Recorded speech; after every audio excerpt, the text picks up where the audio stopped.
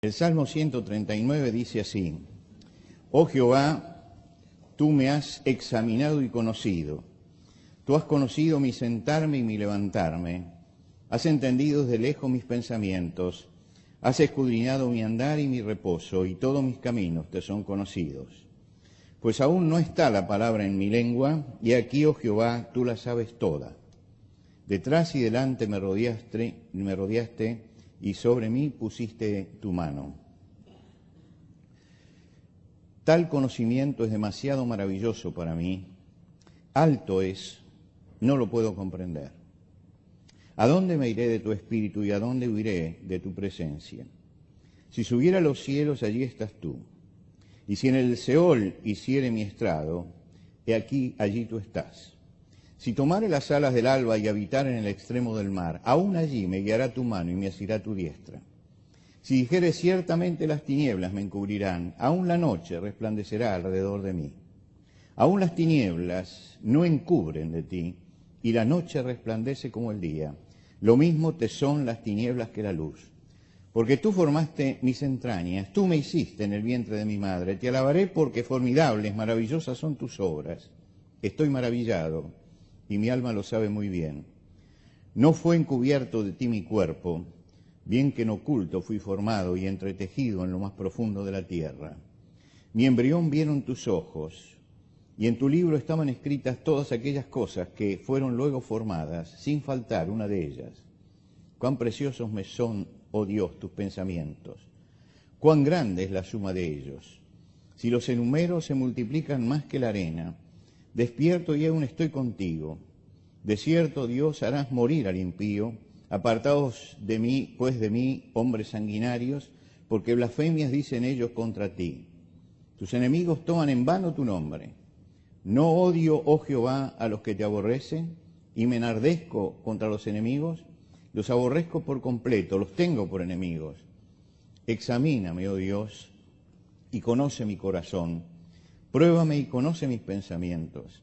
Y ve si hay en mí camino de perversidad, y guíame en el camino eterno. Tomamos asiento. Lo que los hombres creen acerca de Dios es lo que determina que la persona sea. Lo que los hombres creen acerca de Dios es lo que determina que la persona sea.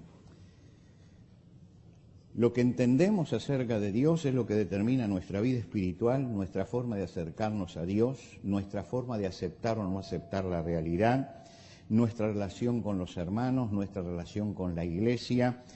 Todo depende de lo que pensemos de Dios. Si Dios es pequeño o tenemos un pensamiento pequeño, la vida espiritual será raquítica. Nunca se gozará de la paz del Señor, ni de la esperanza, ni del gozo del Señor. Y hay cristianos realmente que creen en el Señor y son salvos por la fe en Jesucristo, pero que su visión de Dios es limitada y no alcanzan a experimentar en profundidad las bendiciones de la vida cristiana. Por eso es importante que durante algunos domingos hablemos de la persona de Dios y de nuestra relación con Dios. Tal vez la obra más importante que nosotros conocemos en el arte acerca de la relación de Dios y el hombre sea la que pintó Miguel Ángel en la Capilla Sixtina. ¿Recuerdan ustedes el fresco aquel de la creación de Adán? Ese fresco donde él transmitió la creación del hombre y la primera relación de Dios con el hombre. Miguel Ángel era un hombre que descreía de los poderes temporales del Vaticano, pero trabajaba y tenía que trabajar para ellos porque en aquel momento los artistas no eran artistas, eran empleados a los que se le encargaba algo y lo hacían y les pagaban. Julio II, que era en ese momento el Papa, era más un militar que un hombre espiritual. Y realmente Miguel Ángel lo sabía. Cuando le encargaron que él pintara la Capilla Sixtina, que era un galpón al que había que pintarlo, ¿no? le dijeron que tenía que poner todos los elementos apostólicos allí, todos los apóstoles y Jesucristo, y él se dio cuenta que lo que pensaban era fortalecer el poder del papado. Y entonces, como tenía esta visión acerca de Julio II, él fue y conversó directamente, porque le habían formado una comisión para que le dijera lo que tenía que hacer, y le dijeron que tenía que hacer los 12 apóstoles y todo eso. Él pidió una entrevista con Julio II y habló directamente con él. Y le dijo, comenzó a discutir con él hasta que llegó un momento que Julio II, que sabía que era un genio, pero que tenía su genio también, le dijo, bueno, haz lo que quieras. Y él se encerró en la Capilla Sixtina, hizo un techo falso que era donde él se acostaba para pintar y no dejaba que nadie viera su obra. Y pintó lo que él quiso.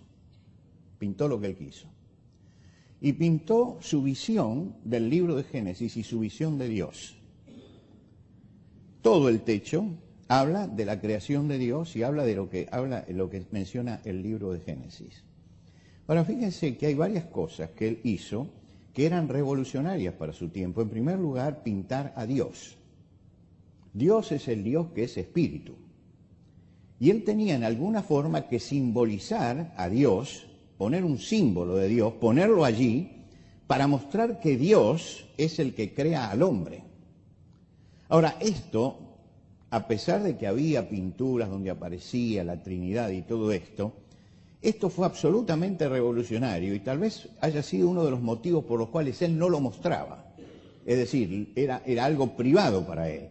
Incluso mandó a llamar a muchos pintores para que lo ayudaran y después los echó a todos. Y lo pintó él solo. Porque él quería transmitir realmente lo que él sentía que era Dios.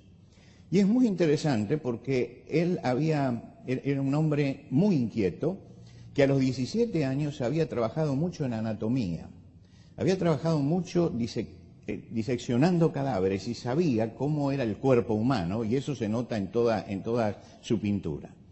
Ahora, él simbolizó a Dios que es espíritu y hizo varias cosas que son interesantes de ver. En primer lugar, lo hizo de cabello blanco, porque el cabello blanco habla de años y habla de sabiduría. Dios es la suma de la sabiduría. Es un hombre anciano,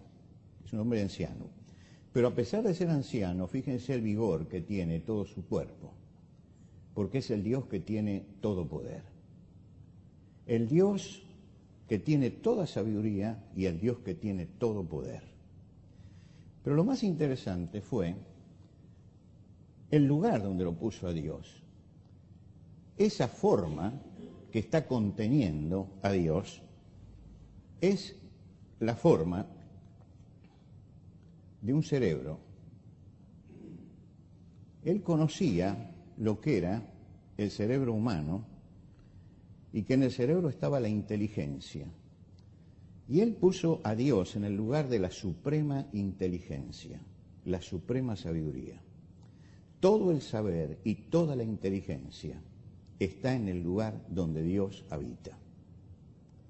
Yo hice la prueba de mostrar esto a algunas personas que conocen de anatomía, mostrarles simplemente esta figura y decirle, díganme, ¿qué forma tiene lo de atrás? El lugar que lo contiene. Y lo primero que me dijeron es, conociendo anatomía, pero esa es la forma de un cerebro. Es que él había puesto allí, diciendo, mire, toda la sabiduría, todo el poder, toda la inteligencia están en Dios. Todo eso está en Dios. No está en los hombres, está en Dios. Dios es el Todopoderoso, es el que todo lo sabe, es el que todo lo gobierna, es el que tiene suprema inteligencia. Y frente a Dios está el hombre. Y fíjense que lo más famoso de este cuadro y que se ha reproducido muchas veces es justamente esta parte, ¿no? La mano del hombre es una mano caída, necesitada. Es como si no tuviera poder. La mano de Dios es una mano poderosa que le está dando todo poder. Es muy interesante estudiar la concepción de Dios que tenía Miguel Ángel y que la tuvo durante toda su vida. era el hombre dependiendo absolutamente de Dios, pero no dependiendo solamente porque le da la vida, sino dependiendo porque en Él está la inteligencia, en Él está la sabiduría, en Él está el conocimiento y en Él está el poder. Todo está encerrado en la persona de Dios. Y Dios acerca su dedo poderoso, acerca el dedo poderoso, y hace que el hombre pueda vivir. ¿Por qué estamos nosotros esta mañana aquí? Porque el dedo de Dios nos concedió la vida en el día de hoy. Y no estoy diciendo nos concedió la vida cuando nacimos, estoy diciendo que cada día, el dedo de Dios es el que nos da vida. El apóstol Pablo dice, en Él vivimos y nos movemos y somos. Es decir, que el dedo de Dios está sobre nosotros y es el que nos da la vida. Por supuesto que el primer acercamiento que nosotros hacemos a Dios, el primer acercamiento, yo recuerdo la primera vez que agarré un libro de teología para comenzar a estudiar teología. Después leí muchísimos libros, pero el primer capítulo dice Dios. Y entonces yo tenía una teología muy importante, y cuando terminé el primer capítulo y digo, bueno, ya sé todo acerca de Dios. La vida me mostró que todavía no sé nada acerca de Dios, ¿no es cierto? No sé nada. ¿Por qué? Porque cuando yo tomo un libro y me empiezan a hablar de Dios, nos acercamos a Dios como si fuera un objeto. Martin Buber, que fue un filósofo judío, austríaco judío, él habla del acercamiento de los hombres y dice que la primera relación que nosotros tenemos con el prójimo es la relación de un objeto. Miramos al otro como un objeto, no como un sujeto. Lo miramos, lo analizamos, vemos cómo se viste, los rasgos que tiene, cómo habla, y vamos haciendo una radiografía de eso. Pero para nosotros lo primero es un objeto. Recién después pasa a ser un sujeto. Y yo siento que cuando leo hoy un libro de teología, casi siempre salteo el primer capítulo referido a Dios. ¿Por qué? Porque realmente uno se da cuenta que es el trabajo del entomólogo, ¿no? El entomólogo agarra los bichitos y los saca y dice, la patita es así, la alita es así, los ojos son así, ¿no? Pero realmente lo que es la vida no está allí. Dios es mucho más grande que las palabras con las que los definimos. La primera cosa que se enseña acerca de Dios es que Dios es omnipotente, omnisciente, omnipresente. Quiere decir que todo lo sabe, que está en todo lugar y que todo lo puede. Nosotros creemos que cuando tenemos ya estas tres palabras y conocemos estas tres palabras, ya entendemos lo que es Dios. San Agustín dijo, Dios no es lo que usted se imagina que es, o lo que usted cree que entiende. Si usted lo entiende a Dios es porque se ha equivocado, ha fallado. Porque Dios está más allá de nuestro conocimiento y de nuestro pensamiento y más allá de lo que nosotros somos. Quedan muchas preguntas acerca del conocimiento de Dios.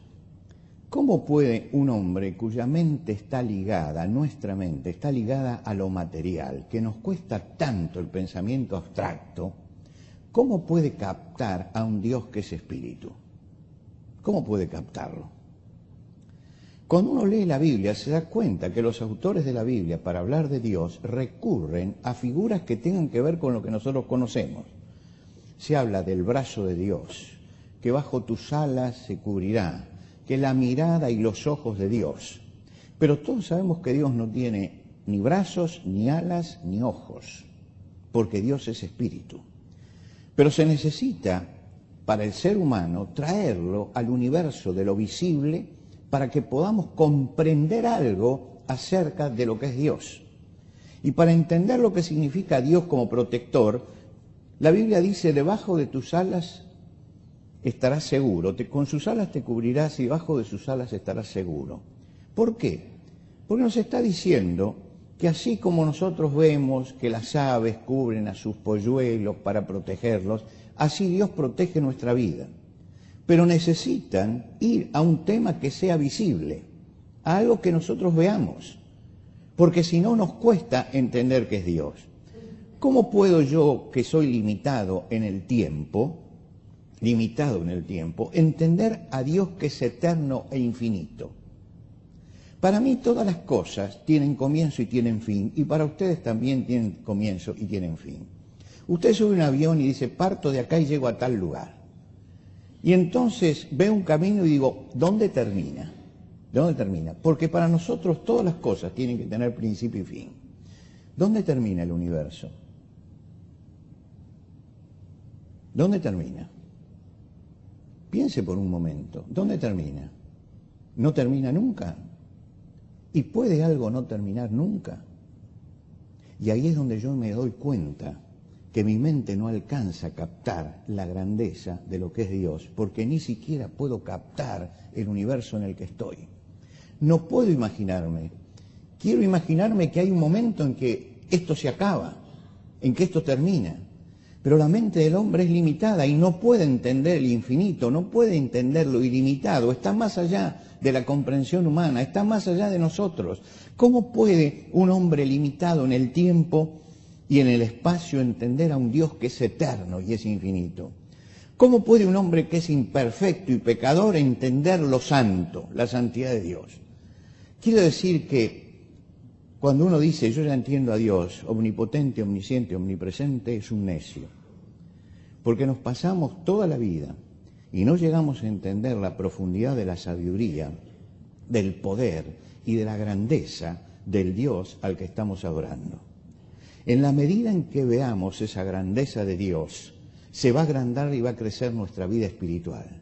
En la medida en que ese Dios tome la dimensión real que tiene que tener, vamos a empezar a crecer más espiritualmente. Pero hasta que no tomemos esa dimensión de Dios, hasta que creamos que a Dios lo podemos meter realmente en el microscopio y analizar esto y aquello y lo otro, no vamos a tener repercusión en nuestra vida espiritual. La repercusión aparece en la vida espiritual cuando empezamos a entender que Dios está más allá de lo que yo puedo entender, más allá de lo que puedo comprender, más allá de lo que yo puedo definir, y que lo único que yo puedo hacer delante de Él es inclinarme. Es inclinarme. Es mirar el infinito, es mirar la grandeza de Dios y decir, no entiendo, pero Dios está ahí y Dios está presente en mi vida.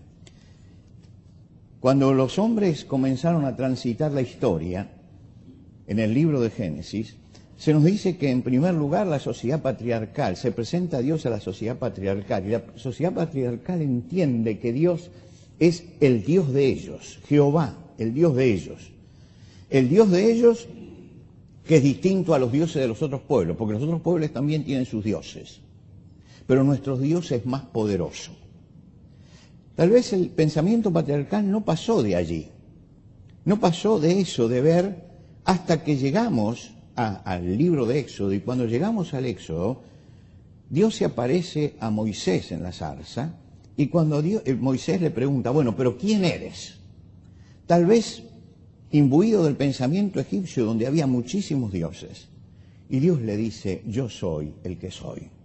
Yo soy el ser esencial, yo soy el dador de la vida, yo soy el que verdaderamente existo.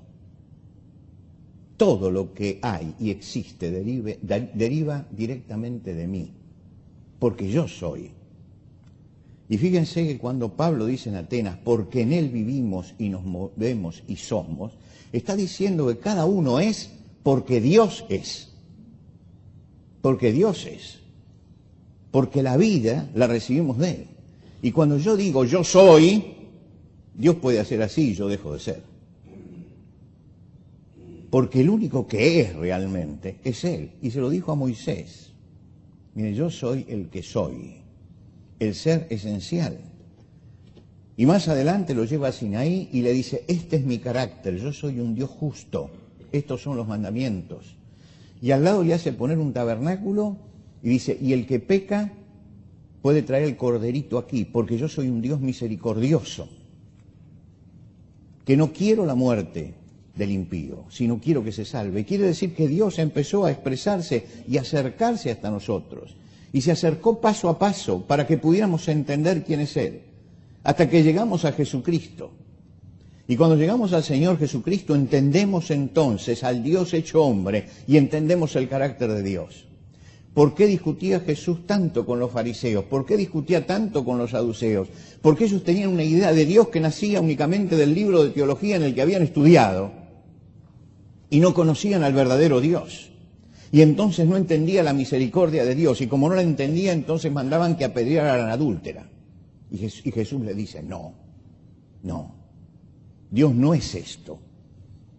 Ahora, pero Señor, ella es pecadora, sí, pero Dios es misericordioso y no está probando el pecado, pero está rescatándola.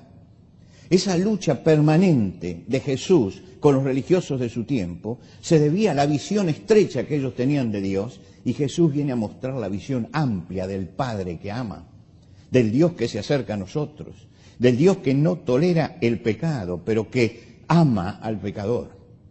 Esa grandeza de Dios la revela Jesucristo. Y por eso en la última cena, cuando Jesús habla con los discípulos y Felipe le dice, Señor, muéstranos al Padre y nos basta, Jesús le dice, el que me ha visto a mí, ha visto al Padre. Ha visto al Padre. Es decir, Dios se acercó hasta nosotros en forma humana para que pudiéramos comprender la grandeza de su poder, de su omnipotencia, de su grandeza y de su amor, y todo lo manifestó en Jesucristo. El Salmo 139, en este Salmo 139 que leímos, David mira a Dios y mira todos los atributos de Dios. Pero es interesante ver la forma en que él encara estos atributos de Dios. Él no dice Dios es omnipotente, Dios es omnipresente, porque allí lo estaría mirando como un objeto. David mira a Dios en su relación personal, el yo-tú, comprendiendo quién es quién, qué lugar le corresponde a cada uno.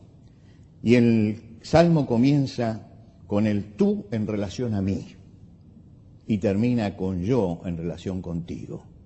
Es decir, es toda una parábola el Salmo, que comienza a analizar a Dios y termina hablando de la relación con Él. David ve al Dios omnisciente que todo lo sabe, pero él no teoriza sobre eso. No dice Dios debe conocer toda la física cuántica y debe conocer todas esas cosas que son tan extrañas al hombre común. Él dice, Señor, tú me has examinado y conocido. Me has conocido. Y para mí la omnisciencia de Dios es eso, es la conclusión práctica. Si Dios conoce todas las cosas, ¿qué es lo que me interesa a mí? Que Dios me ha conocido, me conoce, y conoce íntimamente quién soy. Más de lo que yo mismo me conozco, me conoce Dios. Más de lo que yo mismo me conozco, me conoce Dios. David se había dado cuenta de eso, por eso al final del Salmo dice, Señor, examíname y ve si hay en mí camino de perversidad, como diciendo, hasta a mí se me puede escapar el conocimiento propio de mi propia vida. Necesito de la presencia de Dios para que me revele esto. David lo ve como el Dios omnisciente, que puede examinarme y conocerme. Lo demás es teoría. Lo más importante de la omnisciencia de Dios es que Él me puede conocer a mí íntimamente. Dios es el Dios omnipotente, ¿a dónde me iré de tu espíritu? ¿A dónde huiré de tu presencia? David no se refiere a sí mismo, no es que él quiere huir de Dios. Él hace una hipótesis diciendo, si yo me quisiera escapar, ¿dónde me escaparía? Vertical. Dice, si subo a los cielos, pues estás tú. Pero si bajo al sepulcro, al lugar de los muertos, allí también tú estás. Y si tomara las alas del alba, es decir, si viajara a la velocidad de la luz y me iría al extremo del mar, aún allí me va a tomar tu mano. Es decir, esas grandes hipótesis que muestra ese Dios todopoderoso que llega a todas partes porque está en todas partes y del cual no puedo escaparme. Y después trae otra hipótesis y dice, si dijere ciertamente las tinieblas me encubrirán, me meto en el lugar oscuro para que no me veas, dice, lo mismo te son la luz que las tinieblas, igual me vas a ver. ¿Y cuál es la conclusión que saca David acá? En el medioevo, cuando pensaban esto, levantaban el ojo de Dios y decían, cuidado que Dios te está viendo. Cuidado que Dios te está viendo. David saca otra conclusión, que es una conclusión diferente. El ojo de Dios es la certeza de que Él está conmigo siempre para ayudarme, esté donde esté. Esto es distinto, ¿se da cuenta? Una cosa es plantear a Dios mirando y diciendo cuidado, cuidado, cuidado permanentemente. Y otro es decir, Dios está allí donde yo esté, está conmigo. Y su mano me alcanza donde yo esté. Esté yo subiendo a las alturas o bajando a las profundidades, yendo a un extremo de la tierra o a otro extremo de la tierra, allí siempre el Señor está conmigo, guiándome y bendiciéndome. Porque la presencia de Dios no tiene límites. Donde yo estoy, Él siempre está también. Y no hay lugar donde yo pueda decir, en este lugar estoy fuera de la presencia de Dios. La presencia de Dios es total. Y vio, por supuesto, también al Dios omnipotente. Dice, ese Dios omnipotente es el que vieron a mi embrión lo vieron tus ojos. Hoy los médicos con todo el aparataje moderno nos muestra recién ahora qué es lo que pasa adentro. Antes ya Leonardo da Vinci, para enterarse cómo era lo interior, tenía que ir y diseccionar cadáveres de mujeres embarazadas para entender qué era lo que pasaba allá adentro. Hoy lo entendemos. David decía, mi embrión vieron tus ojos. Mi embrión vieron tus ojos significa que Dios tenía un plan. En tu libro estaban escritos todas las cosas que después fueron formadas. Todas las cosas que después fueron formadas, sin faltar una de ellas. Cada ser humano tiene un sello particular, pero en definitiva todos respondemos al mismo patrón. Todos respondemos al mismo patrón. Tenemos 2 ojos, una nariz, una boca, un corazón, 2 riñones, 2 pulmones. Todos respondemos al mismo patrón. Pero Dios hace que cada uno, a pesar de responder físicamente al mismo patrón, cada uno de nosotros sea diferente, absolutamente diferente, único. Y David dice, eso es justamente la omnipotencia de Dios, que Él puede manifestarse en mí y que puede mostrarse en mí, porque desde que nací Él puso su sello distintivo. Mi embrión vieron tus ojos, Dios estaba mirando eso. Y se cumplió todo el proceso de la gestación de acuerdo a lo que estaba escrito en los libros de Dios. Pero tiene un sello particular, porque cada ser humano tiene un propósito distinto de Dios, un propósito diferente. Por eso en el Salmo 138, un salmo anterior, dice, el Señor cumplirá su propósito en mí. Cada uno tiene un propósito en la vida. Este Dios grande, omnisciente, que todo lo sabe y que me conoce profundamente, omnipotente, que todo lo puede y del cual no puedo escaparme, este Dios omnipotente que me hizo y me dio la característica que tengo, es el Dios en quien nosotros creemos, es el Padre de nuestro Señor Jesucristo.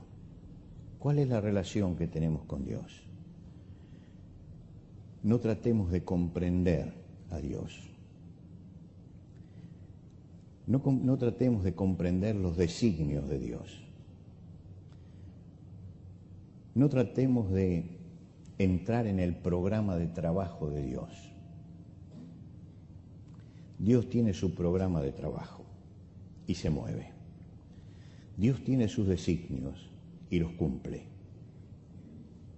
Dios es incomprensible para la mente humana. Pero yo entiendo algo de Dios. Lo que Dios quiere para mí, esto sí, lo que Dios quiere para mí, es lo que tengo que buscar comprender de Dios. Eso sí, no trato ya de comprender los designios eternos de Dios, son cosas que le corresponden a Él. Su programa de trabajo lo varía todos los días, pero lo tiene, tiene un programa. Lo que pasa es que yo no lo puedo entender, pero puedo entender qué es lo que Dios quiere de mí. hacia dónde tengo que dirigir mis pasos, hacia dónde tengo que dirigir mi vida.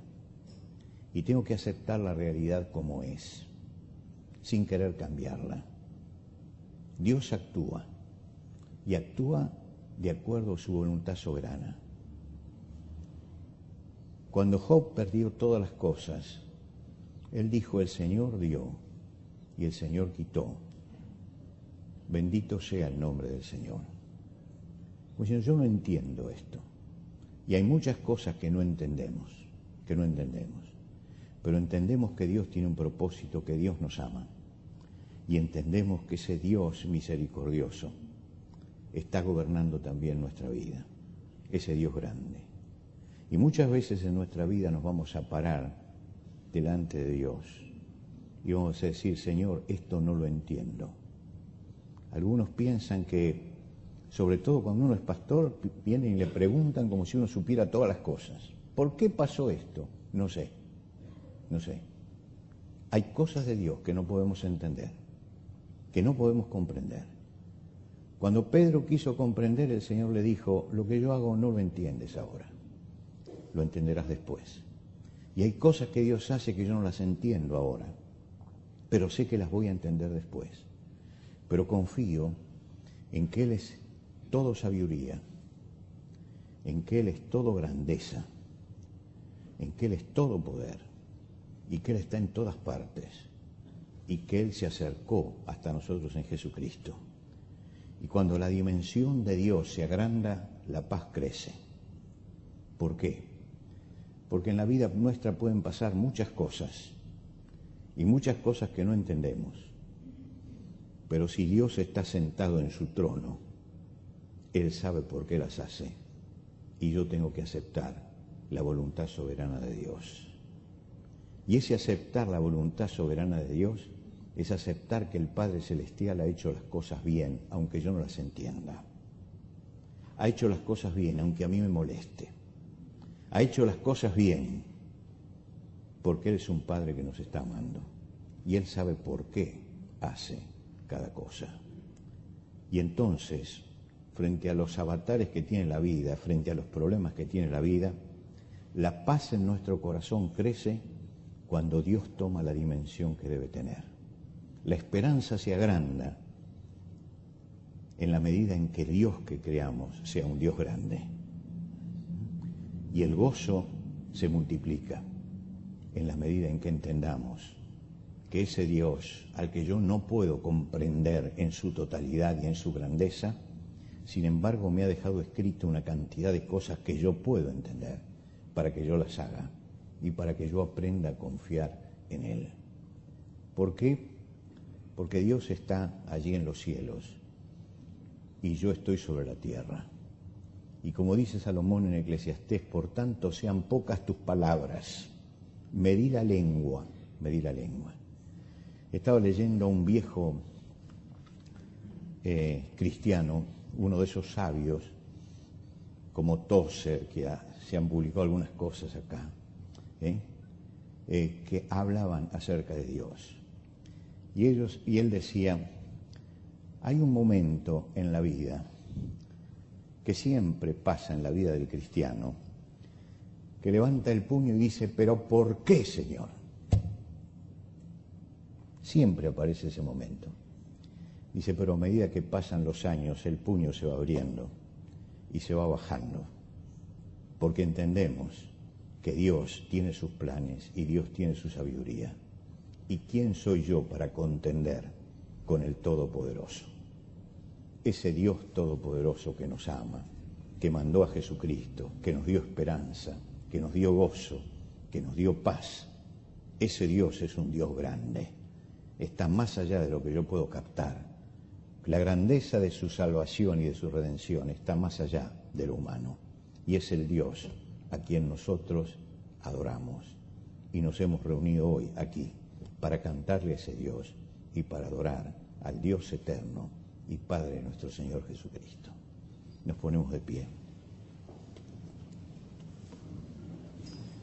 Señor, llegamos con humildad a la presencia tuya, porque nos hemos asomado al borde de tu manto intuimos, Señor, tu grandeza y tu majestad. Y sabemos que nuestra vida espiritual depende de la forma en que comprendamos la relación que tenemos contigo. Señor, ayúdanos a aceptar tu voluntad, sea cual sea, cuando nos resulta agradable y cuando no nos resulta agradable, cuando nos das y cuando nos quitas, cuando nos colmas de bendiciones y cuando nos mandas pruebas.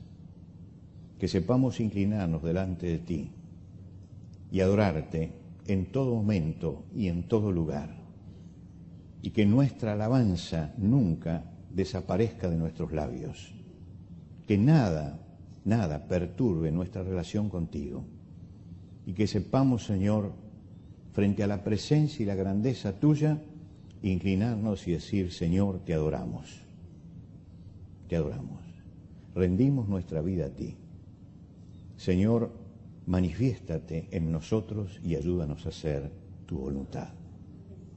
Señor, al terminar esta mañana, te rogamos que la gracia tuya obre en nuestros corazones para que todo lo que hemos reflexionado nos sirva para crecer espiritualmente y para llevarnos un poco más cerca de ti. Recibe, Señor, la adoración de todo tu pueblo.